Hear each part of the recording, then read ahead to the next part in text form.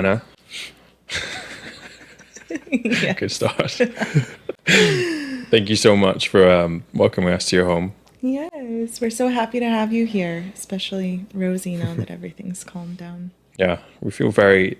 I mean, we've been here for 2 hours already before we started speaking. Feel very calm Yeah. already. Well, we've had our tea, we've had our meditation music, we've released some layers of ego, we've had really good communication. It's been really enjoyable. And a bit of yawning. And a bit of yawning to clear out the energy. I love that for us. Yeah. Yeah, it feels like a very harmonious and safe space. So, very grateful for all of you. Thank you. Yeah, I feel super tranquil. I'm really curious, how do you create such a safe space? Oh gosh, cleaning. Yeah. Cleaning the space. I really went into every nook and cranny of this place and really consciously chose to place everything in its position. Music really clears the energy. Incense clears the energy. Tea, our bodies are being cleansed and nourished with that. And so it's all of these small rituals that really come together to create safety in a space. What kind of music is the best? The one that I had playing when you arrived is Deep Focus. Okay. Deep Focus. So, instrumental. There's a specific word for it that I can't think of, but just background music. Anything that feels soothing. You can even listen to miracle tones as frequency music. That you will literally feel in your body. So, yeah. Amazing. The dogs like it. Yes, Rosie loves her deep focus music. She'll become the most relaxed at night when I have my candles lit and, it's dark and there's just the candlelight. I'll have the music playing and both the girls will just be sleeping. And you can tell when she's more relaxed, especially when the music is on. So it's one of her rituals too. It's interesting you say that because I actually do this in my own home. Yeah. I listen to a lot of Oriental music and I always feel very zen. I can't start my day until my place is like spotless, clean. There can't be anything on the sofa, nothing on the countertops. But I've never actively thought about it. I just do it because that's what makes me feel good. Well, like we discussed in the couple hours ahead of time, you're very energetically in tuned and your mind doesn't even need to necessarily comprehend that for you to be able to feel that because you're so in tune with your senses and your feelings. And the home space is an extension and a representation of your physical, your emotional, your energetic body. And so typically it's hard to feel safe even in your physical body if your environment around you isn't safe. And so because you're so in tune with your sensations and your feelings, you are in tune with keeping your physical environment up to a certain level of frequency. So it makes a lot of sense. Do you try to do the same thing for the dogs, for the girls? I do actually. I'm very conscious when it comes to my animals. Like even if we're traveling in the car, long distances, or just to go to the VET, she knows. Whenever I dial the phone, if I have it on speaker, she knows the tone of the dial. It's the only phone call that she'll immediately start growling and barking for is when I'm calling the VET. It's crazy. But I'll play frequencies specifically for dogs and cats, like soothing frequencies for them to feel safe because I think it's really important for them to feel safe just as much as it is for us. What energy do the dogs bring you? I'm going to be honest, I am my animal's emotional support animal. So they bring... Go ahead. So they let you into the store. Yes, they come forward to me with anxiety, with needs, with emotions and feelings, and I regulate them. So I give them food, I give them their walks, I give them safety in the home, or pets and cuddles for Sky because she likes physical affection, and Rosie, she likes verbal affirmation more than she actually likes physical touch. And so those are things that I sort of learned about them, and it's my responsibility as a pet owner to not just, feed and water and walk my dogs, but also pay attention to what their emotional needs might be, because that then creates more safety in their body. That creates better mood and harmony when they're out in the world interacting with other dogs and other people. Anything that I can give them as far as safety, like emotionally and mentally and physically goes, I'm very, very adamant about that. So Like I said, they give me a lot of love. It brings me so much joy to be able to care for them. So aside from, their chaos that they bring forward to me, it brings me a lot of fulfillment to be able to be that safety for them. Really makes me feel secure within myself. And it's like a part of my purpose. It really aligns with giving me purpose in this world. That's such a nice perspective, because so many people talk about what they get out of having a dog and how much a dog can support them. But this is completely flipped on its head. Yeah. And it's really nice that you get such energy from caring for them. Well, it's co-creation. Every relationship we have in this world is co-creation. I thought of this the other day. It was that if you want to learn how to love yourself, get a dog, because they're going to be a reflection of your love for yourself. Like how you show up and how you care for them is going to reflect how you are showing up and caring for yourself. Wow. That's very insightful. Just my personal thoughts. Maybe not like the law, but something to consider. They make up quite an important part of your life. They are. They are family to me. And so I respect them as such in the home space. Like I said, it's a co-creation. If they're happy, I'm happy. If they're sad, oh my gosh. Like when Rosie went through her experience with MMM, I'm trying to think of the actual name for it. Basically, it's like a muscle wasting disease. So when she was diagnosed with that, it like, oh my gosh, I was not myself. Like it was so hard for me to show up and feel secure and feel happy in my own well-being. It was like I had to practice it, because I'm so connected to them that when she was experiencing that, it was also like I had to be her strength and I had to take that on as well. So it's always a co-creation, and I love the chance to learn more about myself in relationship to them. Yeah, I feel like our energy definitely mirrors off of each other.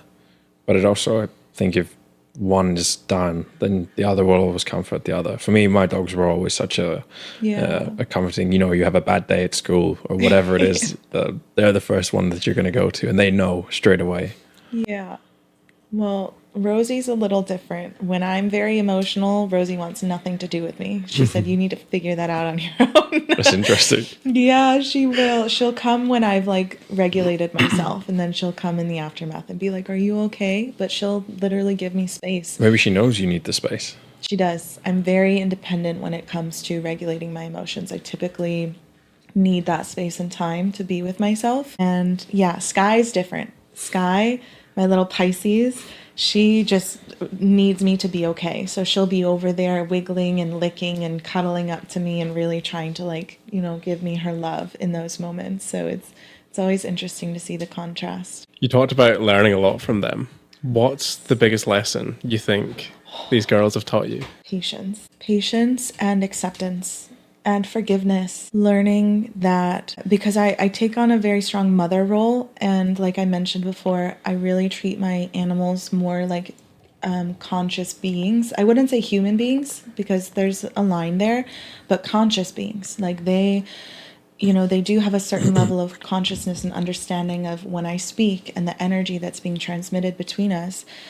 And so learning how to give direction and also reprimand, like when they've made a mistake or done something wrong, it's been really eye-opening and very healing for my inner child to notice how I don't have that quick reaction of anger and like needing to, put them in their place or anything like that. But it rather gives me an opportunity to see that when mistakes happen or when they do something that's very frustrating, like, for example, if I give them a bath and I go to the beach and they find a dead seal and they decide that they really want to roll in that dead seal, that becomes another bath for mom. And in those moments, it's like it's so easy to remind myself that they haven't actually done anything wrong, that they're behaving like the animals that they are and even like the young beings that they are. And in those moments, I get to see how like that doesn't deserve a reaction the way that, maybe humans experienced in their childhood. And there's a very gentle way to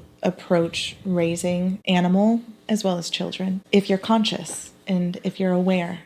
So patience and forgiveness are definitely to the big things, and forgiveness of self. Because sometimes if I do yell or I raise my voice, I get upset at myself for having that reaction. And so then offering myself that same compassion of like, hey, it's okay. Like, that's a completely valid reaction to have when something like that happens. And when I give myself that, I then go and communicate to the dogs and actually like have that conversation with them of like, okay, you did this and that made me very upset. I'm very sorry for my reaction. Like, it didn't need to be that. Are we okay? Like, can we come back together? And I actually find myself like gentle parenting them in that way. And it's been really incredible to witness that, because that can translate. Oh, that's the saying. I said, if you want to have kids, get a dog, because it'll teach you that. Like, that's a chance for you to experience like even that inner child part of yourself. So yeah, you can learn. Like, yeah, I suppose with dogs, you understand that they are dogs and that whatever they're doing, like if they are going to that dead seal, it's just their instinct, it's their nature. They're not like, I'm going to cause another bath for mom. Well, maybe Sky. Maybe so. Yeah. Yeah, it is. It really does translate into that. So there's been a lot of learning. Yeah. You talked about your consciousness and, again, how much the dogs have taught you about yourself. And I feel like certainly when we met you, we realized how much the dogs were a part of your life and how much the girls were they were an extension of you. Yeah. Who were you before you got them? Well, I had 2 cats. Who was I before? A completely different person. Less aware, less conscious, less loving of myself, less accepting of myself. I would say a lot more lost. And I didn't find myself when I brought Rosie into my life as my first dog, but I would say I had found myself right before. And so from that place is when I was like, oh, okay, I feel safe, I feel secure, I feel grounded. Now let's bring an animal into the mix, because like I feel good about this decision. It was a very conscious decision to get my dog. Whereas in the past, whenever you bring home an animal, mom and dad gain a new pet because typically, you're not necessarily ready for that responsibility. And so these were my first like very conscious animal choices. So like I really chose them to be a part of my life. And so I think that also translates into the responsibility I feel to take care of them like in a really high vibrational way. Yeah, I would say lost, trying to find my way. I didn't have the relationship that I have with myself now. I didn't really see life as an opportunity to learn the way that I do now. Like every experience is a chance for you to learn something and to expand and to co-create. So very different. Like we would not have been having this conversation about, consciousness and this level of awareness. You probably wouldn't have had tea or music. I would have gotten you a sugar-filled latte from the cafe down the street, and yeah, just different. Amazing. It's nice to hear actually that I guess it's a refreshing perspective to some degree, because many people will get a dog because something isn't right, to try and fill a gap. Yeah. I must fill the void, so what can I do? Maybe I should get a dog. You decided to curate a safe space, and then that was the time for the dogs to come in. Yeah. I can't say the same for my cats. They were my they were my unconscious decision. But my dogs for sure, because it's so much responsibility. Like there's such a powerful entity to bring into your life. Like there's so much respect involved and so much care. It's a commitment. Yeah, it really is. It's a huge commitment. I love that word. I think that was like the turning point for me, because it was one of the first times in my life where I did decide to be committed to myself at a certain extent and committed to my healing journey and my self-love journey. And so Rosie was like my initiation with that. I love that. I don't think anyone else has told us how much getting a dog meant to their own self-love. You didn't like that one? No, it's because he has headphones on. Whenever people put on headwear or like headgear, the girls they don't wear sunglasses or hats. We'll get you a microphone next time. Sky, I promise. I think they heard you. I don't think you need one. Do you think because you've created such a safe space and you've encouraged them to understand their own soul, that's why they're so connected versus other dogs? Yeah, I think so. Because I'm not sitting there conditioning them to be different than what their true nature is asking them to be. I'm more so guiding them, like giving them guidelines and certain structures to put in place so that they can have this freedom. Like, for example, they're not physically aggressive. So it's okay to me that they bark. Like, that's not an issue to me. And like when we're out in public, they're leash trained, they have recall, like they have certain things in place so that I feel good about letting them express themselves in that way. It's just like with humans, like it's really important to give yourself that structure because then it makes the freedom worth it and it makes it safe to have that expression. I think you also intuitively watch their behavior. Oh yeah. So Big you can feel or you know big time when something's going on. Mm-hmm. And that probably does allow you more to let them be themselves. Yeah. And it gives me peace of mind too. Like, for example, when I'm out of town and my sister's watching the dogs, she's always texting me, these dogs' behavior is crazy. Like, you need to get them trained. And then the moment they're in my presence, it's so different because I am really in tune with them energetically. I'll catch their behavior before it happens and I'll prevent that behavior from happening. So when we're moving out in this world, when we're at the beach at a dog park, we are co-creating. Like that relationship is being built every moment. Like I'm very conscious with them, and very in tune with them. And it's really beautiful. Yeah. You mentioned earlier Sky is a Pisces, Yes. and her personality reflects that. Yes. Tell us a bit more about how they differ and how you think dogs relate to astrology. Yeah, I mean, there's so much. Sky is so emotional, very emotionally malleable, so very fluid. Like she'll kind of move with the emotions of the room, move with the emotions of people, very sensitive to people's emotions and very expressive. Like when she's very joyful, she's very joyful. She's going crazy. And when she's feeling a little bit lower, she comes to me and she needs some physical affection to kind of give her that level of safety again within herself. And she's very submissive to Rosie. I think there's like a certain level of submission that Pisces have. Like I said, they're very loyal companions. Like they love companionship. And so she's very respectful of the fact that Rosie is alpha. She's the elder. But she does push back. Like she holds her own. They have their little dynamic. Rosie is my Aquarius. She's very stoic, very free-spirited, free-minded. She really doesn't like being told what to do. And luckily she was my first, so I was able to really cultivate that energetic connection between us.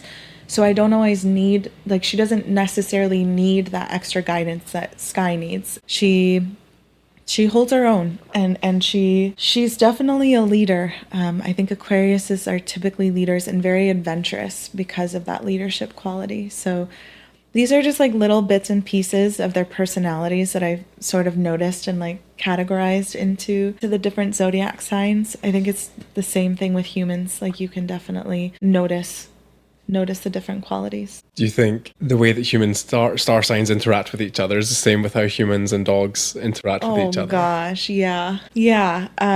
Rosie doesn't like the heavy emotions. And so a lot of the times they have a very like sister dynamic and Sky is mostly bothering Rosie like with her emotions. And Sky tends to run off and want to play with other dogs who are more like her personality because she needs that, physical connection and that interaction. So yeah, I think that there's definitely something there, but also I think that really ties into how conscious people raise their dogs to be. Because like you said, dogs are a reflection of their owners, like not just in looks a lot of the times, but also just energetically. You can always tell who a person is by their dog. I think it's one of the coolest things in the world. And so if somebody raises their dog very intuitively and very consciously, and especially like tailoring their characteristics to zodiac signs, then yeah, there's a whole world for you to discover. I think it would be really incredible actually to see a study done of people who raise their dogs consciously versus people who just raise their dogs as dogs. I would be very curious to know like the different intellectual levels and the different behaviors that come through. That'd be really interesting. Mm-hmm. Really interesting. You guys should do that. I wonder what character markers you could monitor. You would have to do some kind of personality test. Yeah. I think my dogs have always been very calm, a little bit naughty Well, you're at the same a very time. calm person, and you probably have a naughty side that you don't show the world. You just like gave away your secret. Damn. It's out the bag now. We all knew it. We could all read it. And what about you? How did you relate to your dog? Oh, my dog. He had a lot of love to give.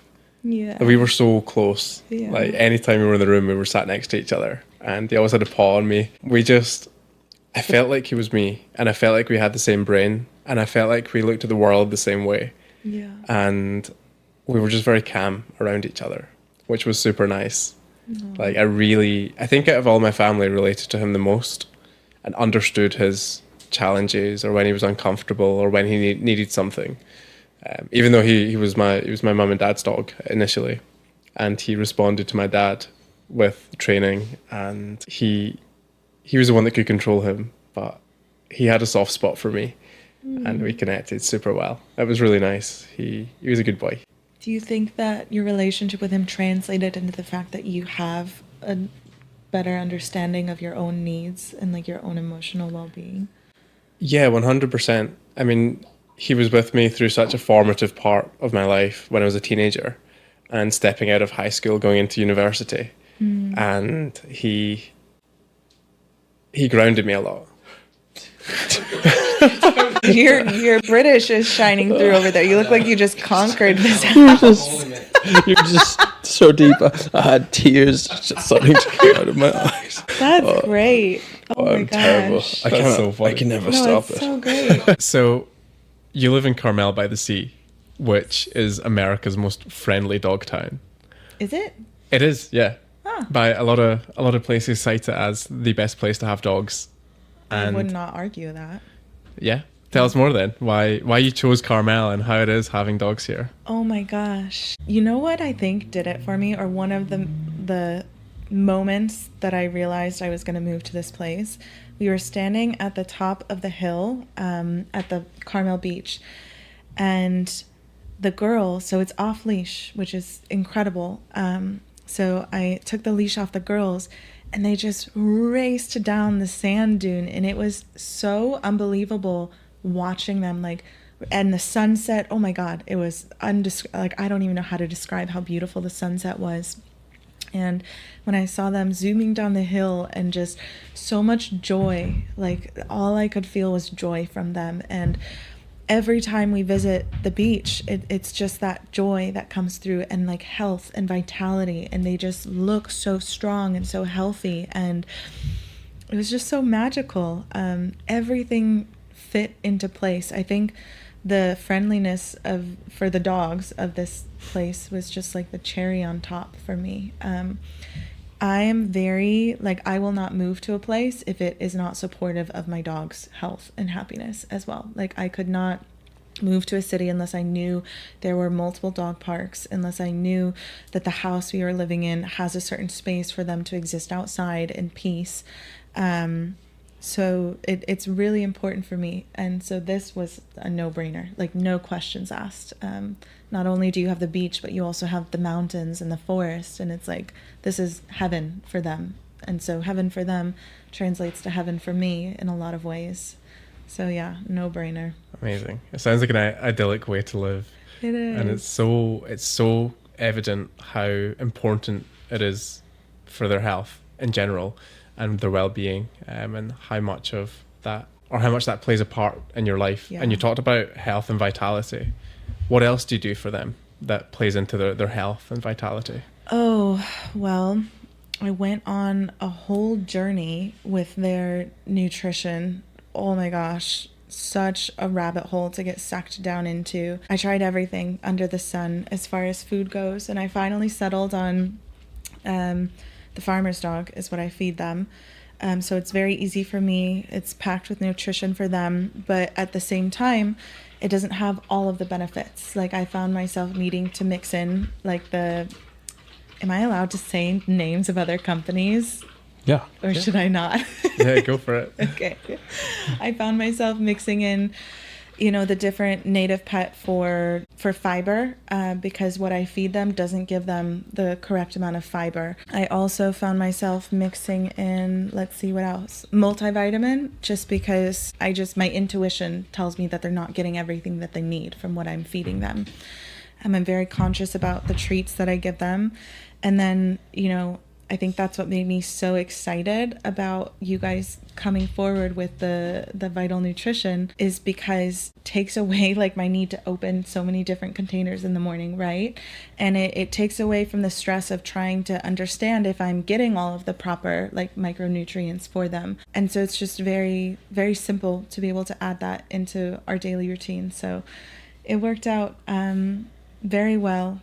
Let's see what else. Yeah, I think that it just feels really good to not have to be in that place where I'm questioning what I'm feeding them, because that can be so exhausting. And so to have like two major brands that I really trust and really see good results with, like I feel good giving this to my dogs. I feel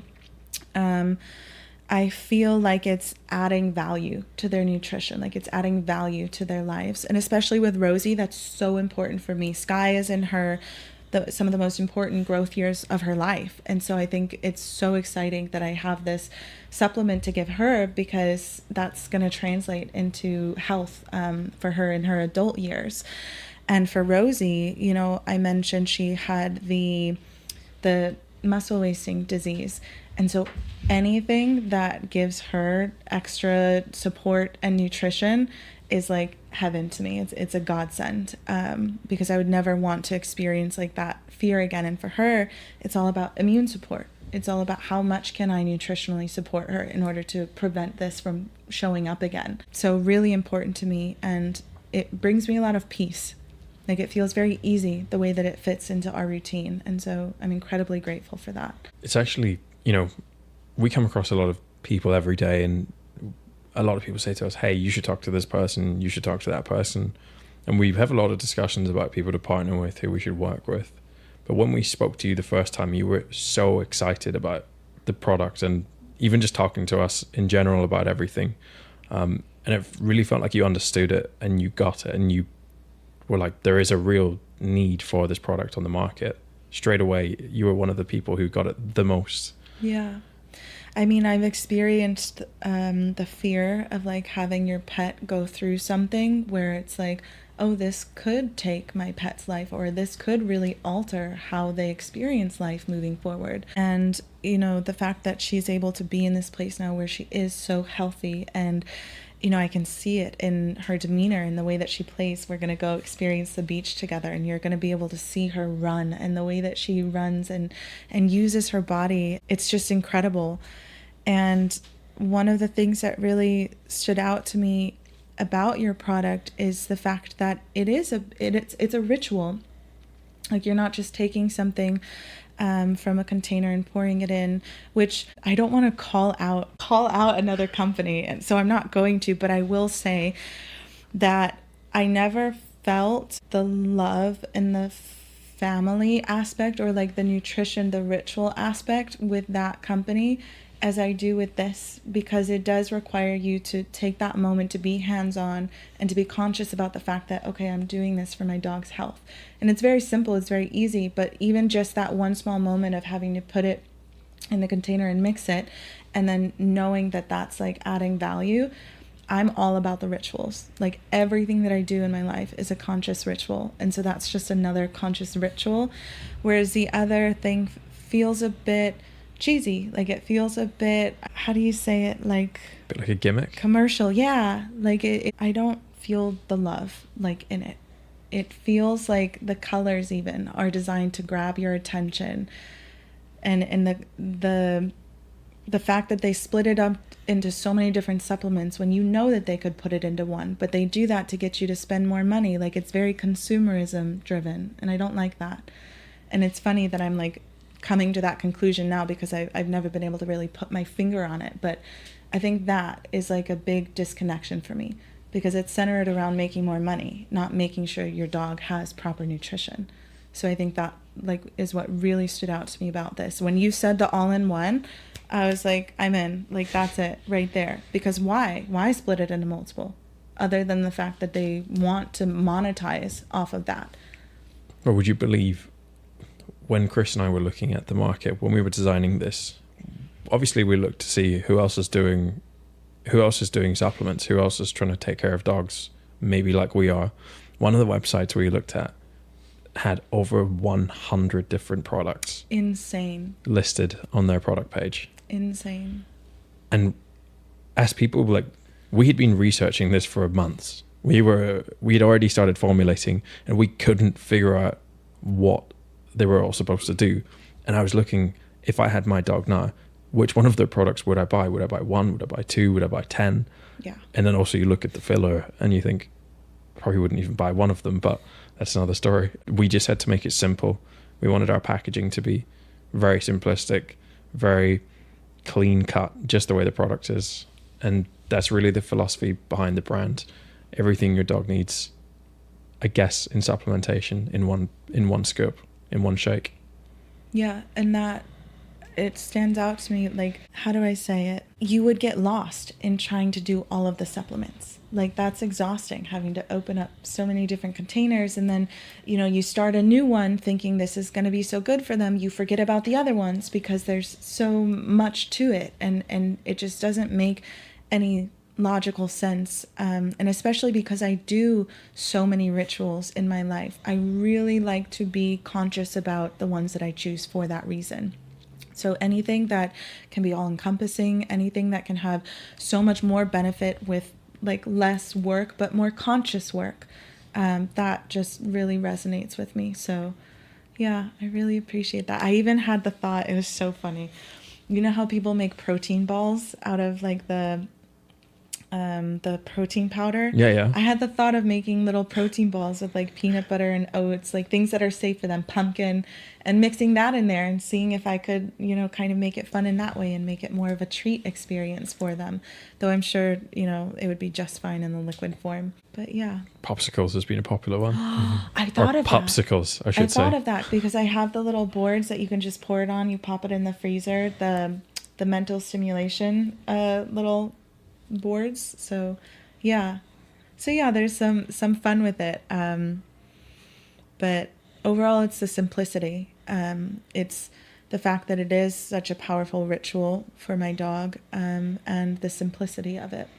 That, and I have to say, so I was out of town when I first got the package for my dogs, and so my dog sitter and my sister were the ones who were left in charge of giving them the supplements, which I have it written on the notes and they follow it to a T because they're the dog sitter. So there's no mom forgetting to do her job, right?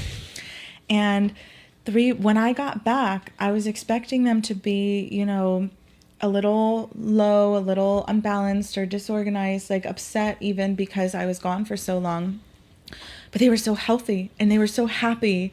And I was like, wow, that was actually such a blessing because I didn't even have a chance to ignore the routine of them receiving these supplements.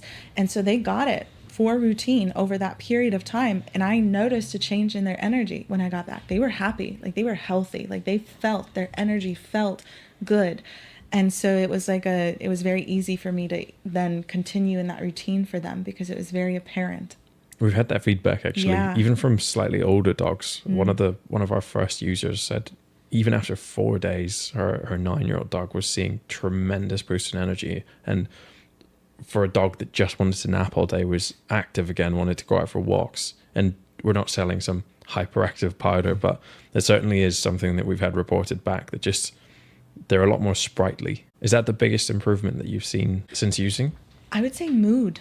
The mood. Like okay. They're just happy. They're content. So for Sky, like she's my hyper dog. So she feels more balanced. Like I would say if anything, it doesn't make her energized so much as it gives her balance. Like I, in the past, have struggled with my dog's anxiety. I mentioned I'm their emotional support animal. And nutrition plays a huge part in that. Like physically for humans, same thing with dogs. Like it all translates. And when I got back, I didn't notice that anxiety. Because I'm very in tune. Like I feel the way that my dogs feel. I don't notice that anxiety. I don't notice the inconsistency. I notice a lot more balance, a lot more consistent peace in their demeanor. So for me, it was, the opposite. It was like it just balanced things, not so much energized, so much as it just harmonized. I love that. Yeah. It's so cool because I'm getting a chance to really express this. I haven't had a chance to reflect on, the changes, and it's really cool to be able to say it out loud that I've noticed these things. It's really nice to hear. Yeah. Because we built this company because we had bad experiences with nutrition with our dogs. And we both have stories of our dogs dying of things that they probably should not have. Yeah. So it's really nice to see that it's making an impact and you can see it. This just came to my mind, so I have to say it. I'm really big on words and the power of words. There's even scientific studies that show if you write words on your water, it changes the actual, DNA frequency, the molecules of the water. Like visibly, you can see that it changes it. And so I'm huge on words. I will not use specific brands because of the word that brand is. And so your word being, is it vitality or vital? Vital. Yeah, Vita. Your word dog. being vital, that has so much life to it. And I just thought about it and I was like, I wonder why I never felt like they got any benefit from the previous brand that we worked with. Because it felt very artificial. Like I said, it was built for consumerism, not to actually, I'm sure it offers that support, but not to the extent that it has the potential to. And even the name of it doesn't stand for anything. It doesn't really have any power behind it. This has so much power behind it. Even the word, reading the word, having that word be the representation of the powder that's inside of the bag, that is all energy transference. And so it doesn't surprise me at all to hear that you've had this review from other people, because the power of the word of your brand, oh my gosh, insane. There was a lot of direction in where we were going, and we knew that the ultimate objective was longevity. Yeah. And not just long in terms of years, but also in quality of life. You want your dog to be not living until 16 and sort of unhealthy along the way. You want them to live as long as they possibly can, but also have that extended quality the entire time. And that was really the mission we had behind the brand, and educating, essentially. You can feel it. I'm even thinking of when I take out the bag and when I feel the energy of what's inside of it, it feels full. It feels nutritious. It feels like how you give, how you raise a baby and you give it the powder formula. That's what it feels like. It feels very supportive in that way. So yeah, we tried to formulate as much on the side of nature as we could, even things that would be considered an inactive ingredient or a filler. We chose to use peanut flour. Something which is, as natural as you can get, really. And it does have benefits as such as well. So it sounds like you didn't feel the need to cut costs. No. It was never about... Cost saving was never something that we actually looked at when we were formulating. It was actually something that nutritionists talked to us about along the way. They said, oh, do you want to work with this because it's cheaper? Do you want to replace this instead? And we said, no, we're not looking to make a cheap product. We're not looking, that is not our objective. Our objective is to make the best product on the market, and then we'll price it afterwards. And it turns out it doesn't have to be as expensive as some of the other brands. We are maybe the most expensive product that will be in your cabinet, but we'll be the only one. So you don't need to have 5, you don't need to have 10, just this will do. Yep. Wow. It's incredible the more that you share about it.